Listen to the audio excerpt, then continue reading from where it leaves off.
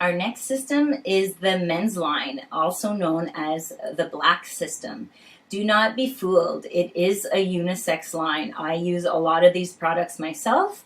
It is designed for men only because it's a all grooming kit, but we also use some of these for ourselves. So also because it's a shampoo and conditioner in one. So in the intro video I explained how to do the shampoos, so make sure you tune into that. And so once that's applied, you can move on to the next. So you, with this system, you get a cream shave, which I mean girls can use as well.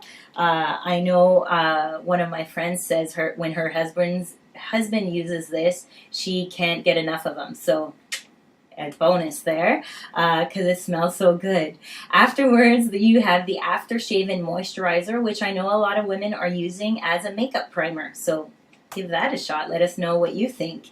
And finally, there's the Groom Styling Clay. So this is kind of a little bit of a putty, not waxy. It's really it kind of like dissolves, and you know, you can't even see it on my hands anymore.